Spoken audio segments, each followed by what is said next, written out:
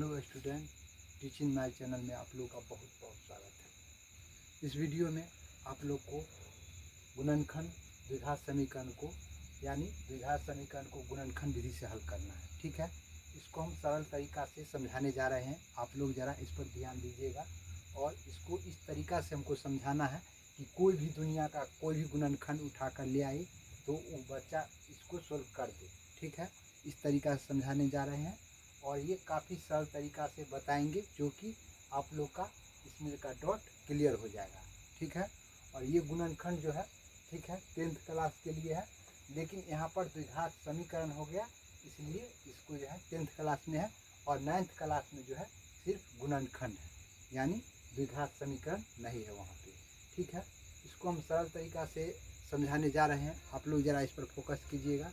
ठीक है, और इसमें जो है गुणनखंड में जो हम बताने जा रहे हैं इससे और सरल तरीका नहीं हो सकता है।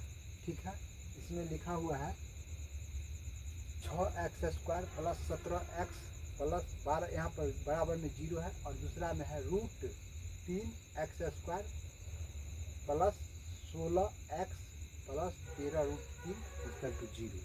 ठीक है, सबसे पहले हम पहला क्वेश्चन सोल्व करने जा रहे हैं, ज़रा इस पर आप लोग फोकस कीजिएगा। ठीक है, जैसे कि यहाँ पर लिखा हुआ है 6x², यहाँ पर है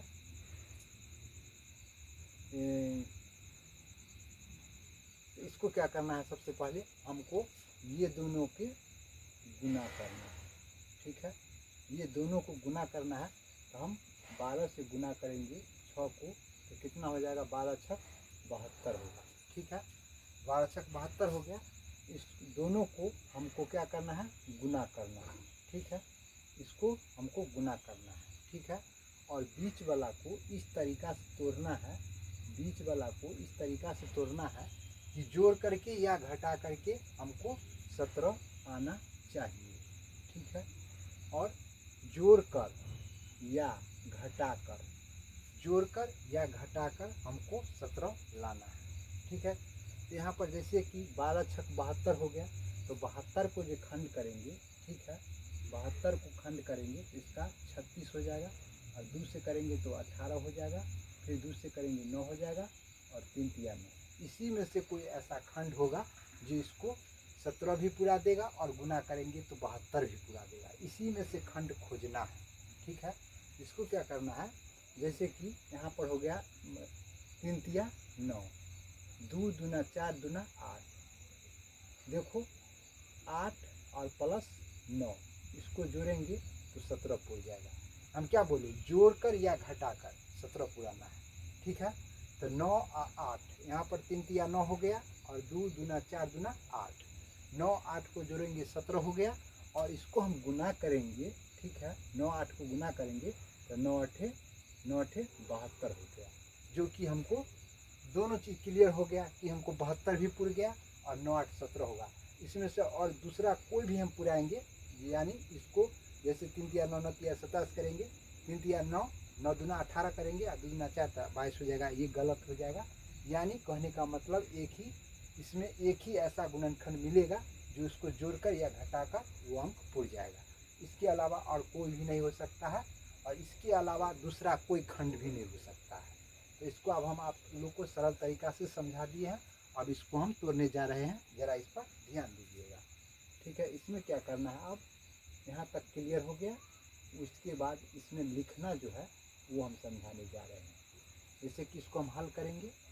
ठीक है, हल करेंगे तो इसको हम लिखेंगे 6x² 8x plus 9x plus 12 = 0। यहाँ पर 8 9 8 17 हो गया। ठीक है, 9 8 9 17, 9 को हम इधर भी लिख सकते हैं, 8 को उधर, उससे कोई फर्क नहीं है, इसको हम कर सकते हैं। लेकिन यहाँ पर 9 8 17 हो गया तो 17 यहाँ पर जोड़ेंगे तो 9 8 17 हुआ और x है तो 17x हमको पूर जाएगा और गुना करेंगे तो 9 8 72, तो 12 × 6 = 72 पूर जाएगा और ये x और ये x दोनों के गुना करेंगे तो ये x² भी हमको पूर गया।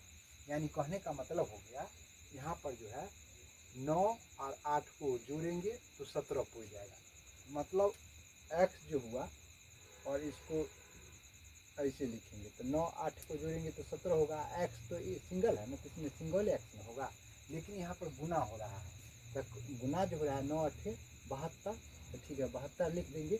लेकिन एक्स और एक्स के गुना होगा तो ये हो जाएगा एक्स स्क्वायर, जो कि हमको ये दोनों को गुना करेंगे, 12 छक 72 पूर रहा है, और एक्स स्क्वायर है तो 2 एक्स से गुना करेंगे तो ये भी एक्स स्क्वायर पूरेगा।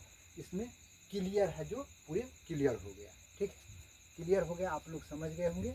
इसको क्या करना है, ये दोनों में हमको ये देखना है इसमें से खंड कौन निकलेगा। अब इसमें से जैसे कि हम इसको खंड किए, ठीक है, और इसमें से हमको ऐसा कॉमन लेना है कि फिर दोबारा कॉमन लेने की जरूरी नहीं पड़ेगी। इसको इसमें ऐसा कॉमन लेना है कि फिर दोबारा कॉमन लेने का जरूरी ना पड़े। जैसे कि इसमें कॉमन खोजेंगे, इसमें 6 है, इसको खंड करेंगे 2 3, और 8 है तो इसको लिखेंगे कितना 4 3। तो कहने का मतलब 2 तो दोनों में है, ठीक है, ये दोनों मैचेबल नहीं है, 3 है यहाँ 4 है, तो ये तो गया क्लियर। लेकिन ये 2 और ये 2 तो निकल रहा है, कॉमन का मतलब हुआ जो दोनों में से निकलेगा। जैसे कि एक्स दोनों में है तो एक्स तो हम निकालेंगे, और यहाँ पर 2 दोनों में मिल रहा है तो इसका मतलब 2 दोनों में है छुपा हुआ, तो हम 2 भी कॉमन ले सकते हैं। तो कहने का मतलब इसमें हम कॉमन जो लेंगे, यहाँ पर 2 एक्स ले लेंगे, तो अंदर में कितना बचेगा 3 एक्स, क्योंकि 3 दूना 6 पुर रहा है, और ये एक्स और ये एक्स से गुना करेंगे तो एक्स स्क्वायर पुर रहा है, तो हम यानी 2 एक्स कॉमन ले लिए, तो यहाँ अंदर बचा 3 एक्स, और यहाँ पर यानी जैसे कि 8 एक्स लिखे, इसमें से 2 एक्स है, 2 चक 8, तो एक्स तो कैंसिल हो गया, तो बचा कितना हमको सिंगल 4 बच गया। ठीक है, और इसमें जो है यहाँ पर जैसे हम लिखेंगे 6 एक्स स्क्वायर बटा 2 एक्स कॉमन लिए, कॉमन लेने का मतलब हुआ इसको हम भाग लगा रहे हैं, तो यानी 2 तिया 6, ठीक है, और एक्स से एक्स कैंसिल होगा, एक से तो एगो एक्स बच जाएगा, यहाँ पर यानी 3 एक्स, तो एगो एक्स तो होगा ना, यहाँ 3 है, यहाँ एक्स है, 3 एक्स लिखेंगे। ठीक है, इसी तरीक़ा से अब क्या करना है, इसको फिर जोड़ का चिन्ह डालना है, और ये दोनों में ये देखना है कि कॉमन कौन है।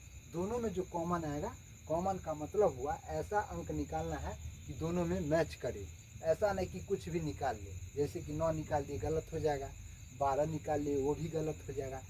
ऐसा खोजना है अंक कि दोनों में से निकल जाए, ऐसा काम करना है। तो जैसे कि इसमें से हम 3 ले लेंगे, एक्स नहीं लेंगे क्योंकि इसमें एक्स नहीं है, ठीक है, इसमें 9 एक्स है, इसमें एक्स नहीं है, तो एक्स को हमको कोई मतलब नहीं, एक्स लेना ही नहीं है, सिर्फ 3 लेना है। जैसे कि यहाँ पर 9 एक्स है और 3 से भाग देंगे तो 3 तिया 9, यहाँ पर कितना बच गया 3 एक्स अंदर में बच गया। ठीक है, और फिर हमको जब कॉमन लिए तो उसमें दोनों में भाग लगा करके देखना है कि कितना आ रहा है। जैसे कि 12 है, 3 से भाग लगाएंगे 4 बचेगा। ठीक है, इसमें हम लिखेंगे +4, ठीक है, बराबर 0।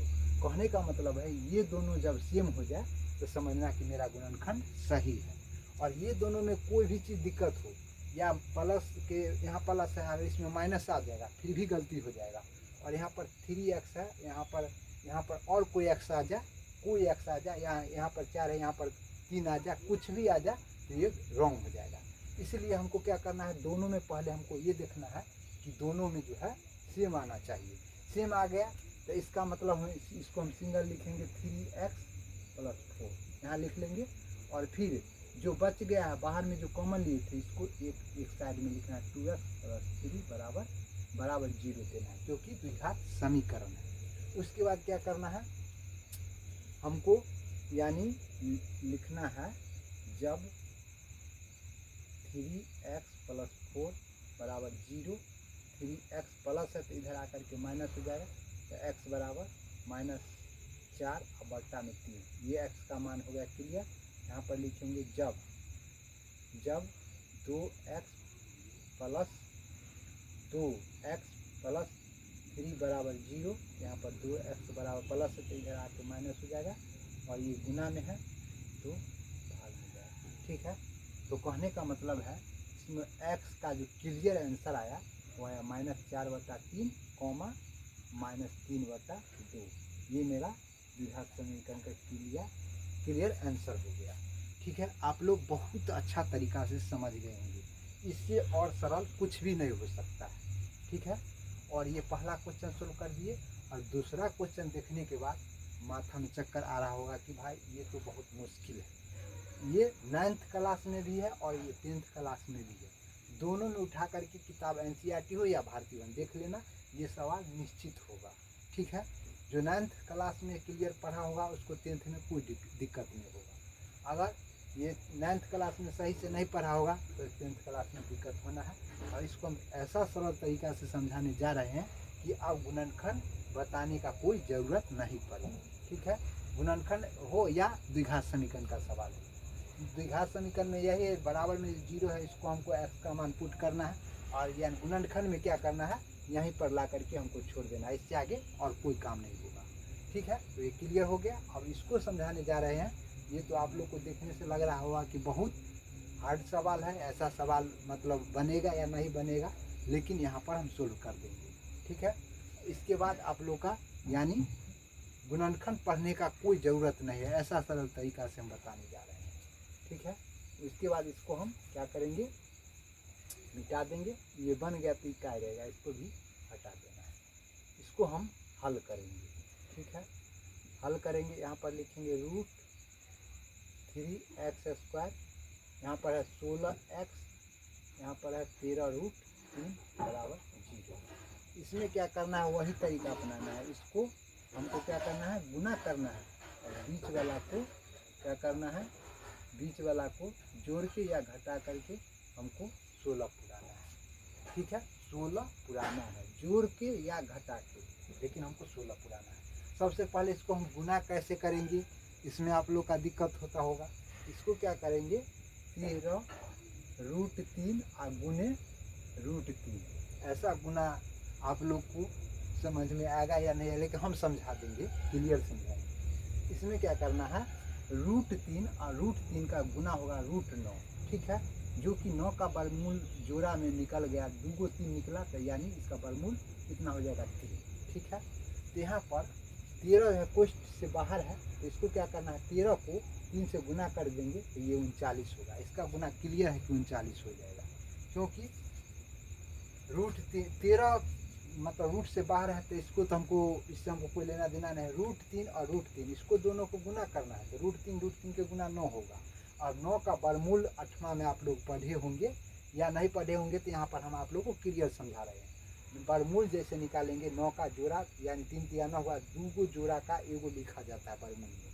तो कहने का मतलब इसमें 3 का जोड़ा, मतलब इसमें 2 को 3 है, तो जोड़ा सिंगल होगा तो इसका 3 हो जाएगा।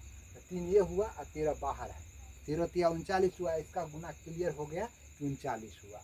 लेकिन इसको भाई 39 तो हुआ, लेकिन बीच वाला खंड जो 16 हमको पुराना है, ये सबसे मुश्किल बात है। तो इसको क्या करना है, 13 तिया 39 करेंगे। इसका और कोई ऑप्शन नहीं है जो हम खंड करेंगे, सिर्फ इसका ऑप्शन है कि 13 तिया 39 होता है। और इसको जोड़ेंगे तो 13 और 3 16 भी पुर रहा है, तो हमको कहीं से कोई मतलब डॉट नहीं है।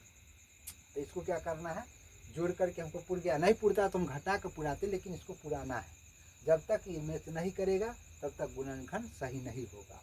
यानी आप लोग जो है, ठीक है, समझिए, समझने के बाद जो है कोई भी गुणनखंड आएगा आप लोग को इसी तरीका से अपनाना है कि ये लास्ट वाला और शुरू वाला को गुना कर देना है, और बीच वाला को जोड़ के या घटा करके हमको 16 पुराना है, या जो भी अंक हो उसको पुराना है। ठीक है, क्लियर हो गया आप लोग को। तो 39 हुआ, तो 13 तिया 39 और 13 3 16 हमको क्लियर हो गया। इसी में छुपा रहता है, उसको अपना नॉलेज से इसको पुराना है कि हमको कैसे पूरे, लेकिन इसी में छुपा रहता है। ठीक है, सबको यही हाल है। और उस रूट का गुना भी आप लोग को क्लियर आ गया होगा, और आप लोग कुछ वर्गमूल का भी जानकारी ले लिए होंगे। इसमें क्या करना है, लिखेंगे √3x² प्लस 16x 13√3 बराबर, ये तो क्वेश्चन है ना, क्वेश्चन, तो इसको लिखेंगे 13x प्लस 3x प्लस 13√3 बराबर 0। ठीक है, यानी 13 3 16 हो गया। और यहाँ पर एक और बात समझ लीजिए, यहाँ पर x के गुना x² होगा, 13 तिया 39, तो इसको गुना किए 39 हुआ था, गुना किए थे, तो यहाँ पर ये क्लियर हो गया, 39 हुआ था। और उसके बाद इसमें क्या करना है, यानी 13x और 3x, जाति को जाति में जोड़ना है, तो 13x और 3x 16x हो जाएगा। अब हमको ये देखना है कि ये दोनों में कॉमन क्या है। सबसे लफड़ा यही है कॉमन जो है निकालना। इसमें क्या है, दोनों में सिर्फ हमको x कॉमन है। यहाँ पर √3 है, यहाँ 13 है, तो ये दोनों तो कॉमन हो नहीं सकता है।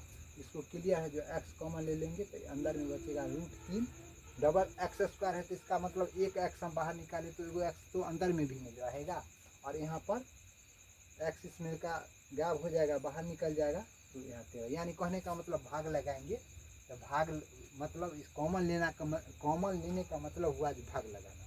ठीक है, तो इसमें हम ले लिए। उसके बाद इसमें क्या करना है, इन दोनों में कॉमन लेने में आप लोग को कुछ तरीका अपनाना होगा, जो कि आप लोग जानते होंगे या नहीं जानते होंगे, हम समझा रहे हैं। यहाँ पर √3 कॉमन लेना पड़ेगा, क्योंकि हम बता रहे हैं, आप लोग को समझाएंगे। यहाँ पर √3 लेंगे तो अंदर में बचेगा √3x, और √3 हम बाहर ले लिए तो अंदर में बचेगा 13। यहाँ पर कुछ समझाने का टॉपिक आ गया है, यहाँ पर हमको कुछ समझाना है। कहने का मतलब √3 और √3 9 हो गया, तो 9 का वर्गमूल हम कितना बताए थे, 3, तो हमको 3 भी पूर गया, ऐसे सोचना है। अगर यहाँ पर √3 नहीं लिखते तो इसको दिन नहीं था कि यहाँ पर 3 पूर जाता, लेकिन यहाँ पर √3 और √3 9 हो गया, 9 का वर्गमूल 3 होता है, क्लियर। उसके बाद इसमें जो है 13 को 3 से गुना करेंगे, √3 से गुना करेंगे, तो यहाँ पर 13√3 भी पूर जाएगा। क्लियर हो गया कि इसमें कॉमन क्लियर है। इसमें दोनों में देखिए सेम अंक मिल रहा है, पहले ये भी चेक कर लेना है, और दोनों में प्लस है, तो यहाँ पर √3 है प्लस 13 है। क्लियर हो गया। उसके बाद यहाँ पर लिखना है √3x, और यहाँ पर 13, और यहाँ पर लिखना है x प्लस √3 बराबर 0, जो कि यहाँ पर या का चिन्ह पड़ेगा। और यहाँ पर क्या करना है, जब लिखना है, जब √3x प्लस 13 बराबर 0, √3x प्लस है तो इधर आकर के माइनस हो जाए, तो x बराबर -13/3, -13/√3 है ना, √3, ये हो गया क्लियर। उसके बाद यहाँ पर लिखेंगे जब x प्लस √3 बराबर यहाँ पर 0 है, तो x प्लस में तो इधर आकर के माइनस में हो गया, तो x का जो आंसर आएगा कितना आएगा, -√13 -13/√3, और एगो आएगा -√3। ये क्लियर मेरा आंसर हो गया। ठीक है, आप लोग बहुत अच्छा तरीका से समझ गए होंगे, तो एक लाइक कर दीजिएगा। ठीक है, और कमेंट भी करके आप समझ गए तो कमेंट भी कर सकते हैं, और वीडियो को ज़्यादा से ज़्यादा शेयर कर दीजिएगा। यहीं पर वाणी को विराम कर रहे हैं। जय हिंद।